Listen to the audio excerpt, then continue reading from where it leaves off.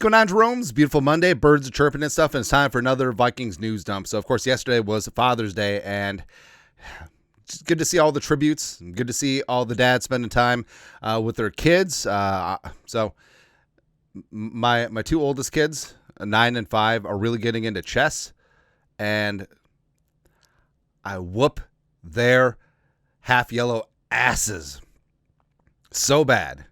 So bad. Anyways, but the 9-year-old's getting a lot better. So it's just a matter of time until I never play her again. But happy Father's Day, Justin friggin' Jefferson. Not only father to Jair Alexander, father to Marshawn Lattimore, but also the entire NFC North. That's right. That's right. People don't get the Crying Jordan Bears logo. Like, remember, that was a huge thing for like a year and then just petered out. We need to bring that back. Absolutely. Also, speaking of Father's Day, so Tyler Bean, OG Vikings fan, love it. He tweeted this out. Introduced my son to Vikings football today. Start him young, raise him right at Thor. So Thor Nystrom is one of the largest proponents of JJ McCarthy. Like, he's all like, you think I'm bad. Like, Thor is all in. Love it. And the kid swaddled in, feeling fine with number 9. It's good to go, man. Absolutely good to go. Where do you ever think that Tommy Kramer has a moment where he sees all the 9 jerseys like Tommy Kramer's fantastic, man. 494 Tommy, 2-minute Tommy, let's go. But yeah, it's good starting him young. Now, I sort of go back and forth in this. Like, as I've talked about before, my kids don't give 2 hoots about football, and frankly, I don't know. Like, if they never care about football, if they never care about the Vikings, as long as they find their own thing, I'm good with that. But I don't know. And sometimes I'm mad at my dad. It's like, hey, you saddled me with this. I could have been an aerospace engineer. Probably not. That includes math. But this is awesome to see. Plus, some of my best memories are, as a kid, were watching Vikings games with my dad and grandpa. Did I know if they won or lost? No. Well, I knew if they lost because grandpa changed the channel to, like, what was on back then? Designing Women, Empty Nest, 90210. No, probably not. Grandpa would never watch 90210. Anyways, but I don't know. Like, maybe I should reconsider. We'll see what happens when, first off, the 9-year-old, the daughter, does not give 2 hoots about sports whatsoever, except for Liverpool a little bit. But we'll see what happens when the boys get older. I don't know. Maybe it's a rite of passage. We'll see. Speaking of dads, so Diamond Dallas Turner, so the thing that sticks out about Turner is his extremely long arms. Like, he's not going to get outlengthed by any offensive tackle, which really has you thinking about his ceiling. Like, it's going to be huge. Just give it time, man. But that's the number one trait that stands out. Like, he's got huge arms. He's got long arms. He's got a huge wingspan as well. And for Father's Day, he put out on the gram a photo of Pops, right? And I knew in passing from reading scouting reports that his dad played college basketball at Florida A&M. But I looked up his numbers, man. Like DeLon Turner was a bad dude, man. Played pro for a little bit in various leagues around the world after graduating from Florida A&M. But he averaged 21.5 points per game his senior season for the Rattlers. Sorry, baby. So I sort of miss the old school post 'em up power forward, just doing work, just being physical down on the block. Like, we miss that. We sort of have that with Julius Randle, but then Julius Randle played in the Thunder series. so maybe not so much, but you can see the DNA, the double helix of DeLon Pops's long arms matriculating down to Diamond Dallas Turner.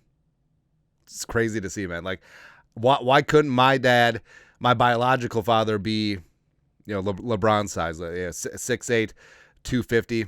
Why not? It is what it is. But props to the Turners. There you go.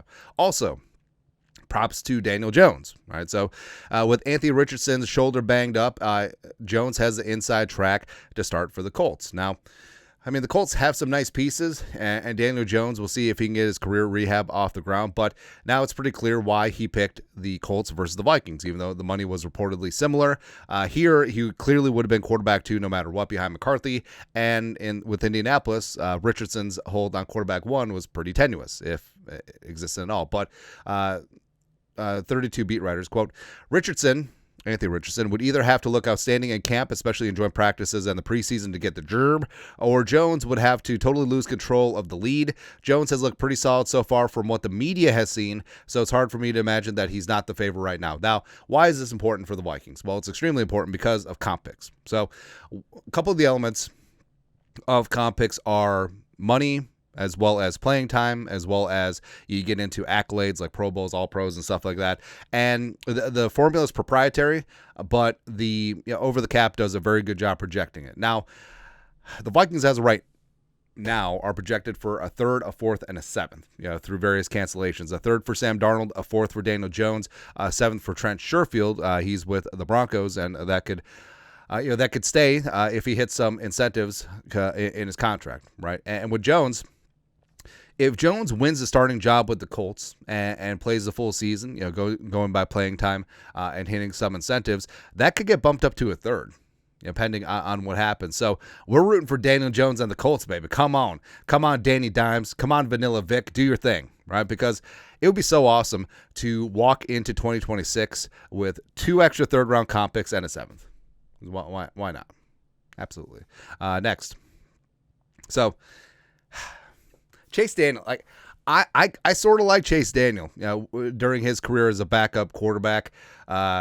When he was with the Bears, the Vikings could never beat him for whatever reason. And also Chase Daniel was at Mizzou. He was one of the OG quarterbacks who put up big time numbers, but I mean, he was a perfectly fine, decade plus backup in this league. And that's a hell of a good job, man. Like, you get paid a couple $1 million a year to hold a clipboard. It's good stuff. And wear a backwards baseball cap and chew sunflower seeds on the side and be like, you're basically a third base coach when you're a backup quarterback. But so we're not even going to watch the video, right? So Chase Daniel has been very open with his criticism about J.J. McCarthy. Now, a lot of it is him piling on with Diana Rossini of The Athletic. J.J. McCarthy looked nervous at his press conference. I don't know if they could trust him, blah, blah, blah. And Shady McCoy, whatever. But the title, are the Vikings putting too much faith in J.J. McCarthy, NFL, the facility? And the answer to that is no. Because how come, where are all the other questions, right? Are the Bears putting too much faith in Caleb Williams or Jaden Daniels before last year? Or are the Broncos putting too much faith in Bo Nix? Or what about the Falcons? Are they putting too much faith in Michael Penix Jr., Penix Mightier, right? And J.J., this is going to sound really douchey, but J.J. McCarthy, as we said before, is easily the most criticized first-year starting quarterback in league history, right? There's nothing positive about him out there, except for very few outlets. Like Bucky Brooks is one. Was Henry McKenna of Fox Sports, who I'm pretty sure is AI. I'm pretty sure is artificial intelligence. Like, we still haven't confirmed that, but for me, I'm just going to run with that because it's funny. But And don't tell me it's because, Sam Darnold won 14 games. The Vikings, hey, the Vikings have a good team. One of the reasons why the Vikings have a good team is that they're able to build and give out contracts in free agency and keep it in-house guys, because J.J. McCarthy's on his rookie deal, and he's quarterback one. All right, so it's a distinct competitive advantage in that regard. So I don't know, man. I don't know. Like, I honestly cannot wait till the season gets here to shut up all the haters and the losers, right? Specifically, The Athletic. The Athletic is just going to be in shambles. Like, when J.J. McCarthy rips this ish up, where they spent the entire offseason, what about Rodgers? What about Darnold? What about Daniel Jones? Why didn't they draft Shedeur Sanders? All that stuff. Just shut up. Silencio, por favor. That's right, man. I have no transition. Anyways, FanDuel Racing, eyeball emoji. Number 6, not this boy, which $4.04 pulls away to win race 9 at Churchill Downs under B. Hernandez Jr. The 4-year-old gelding, not this time, TM Stallions, is trained by Doug Cowens and owned by Zimmer Ridge Ranch. Yes, that's right, Pellicero. Congrats to Mike Zimmer on a big win for his horse at Churchill Downs. So, you remember when Zimmer was here, he, Paul Allen, Norv Turner owned various horses. They were all very slow, but congrats to Zimmer. He did it. He absolutely did it. And not this time, which is funny on so many levels. But it's okay. It's okay. I hope. How great would it be if Zimmer has a horse that wins a Triple Crown? Also, I saw. Probably gonna get this wrong, but at the Kentucky Derby, wasn't every single horse a descendant from Secretariat? Right? I mean, that's got to be pretty good. Like, if you're a horse, like if you're fast and you win a couple big time races, you're sent out to stud. The rest of your life, like, you're getting premium grain, premium hay, premium apples and carrots. I don't know what horses eat. And then, it's a good life. Come on. But congrats to them and the ranch. There you go. Also, so this sort of bugged me. Tom Brady's record versus every NFL team. He's one of 4 quarterbacks who's beaten every single team. There you go. And Brady's record against the Vikings 6-0. All right. So 5 games as a Patriot, 1 game as a Buccaneer. Now, that 2020 game, that one pissed me off because that one, the fix was clearly in. Right. So before halftime, Brady launches a Hail Mary, which Brady's arm strength wasn't all that by then. And Gronkenstein down there, the Vikings got called for defensive holding on basically a Hail Mary, which never happens, right? So that's in there, as well as Jeff Gladney, rest in power, had a pick 6 taken off the board.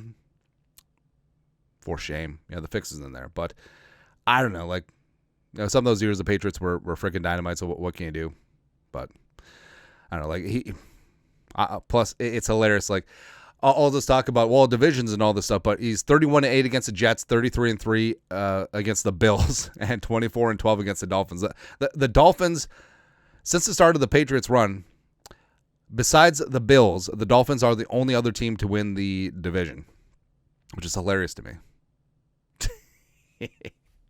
But also 16-4 against the Colts, led by Peyton Manning, 9-9 against the Broncos. Got sort of dicey there towards the end against Peyton Manning and the Broncos. 12-4 against the Steelers. Damn.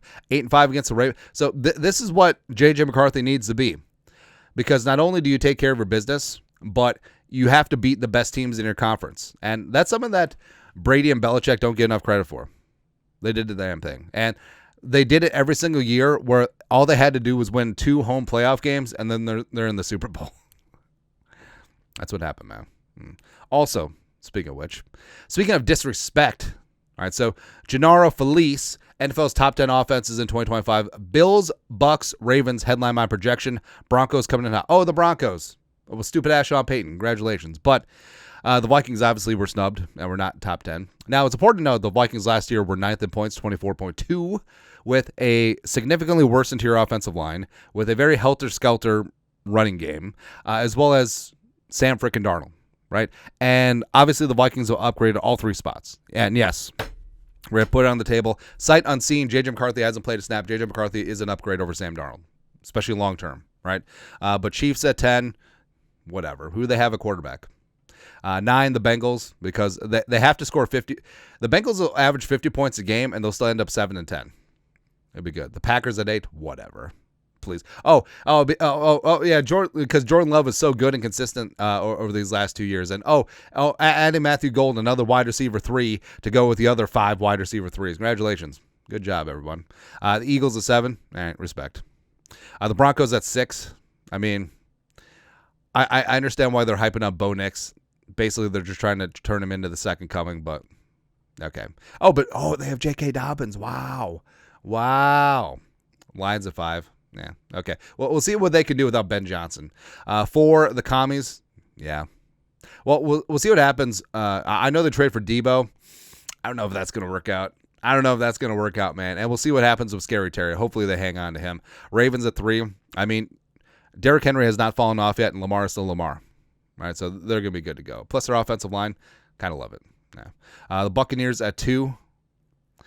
I mean, okay. Yeah.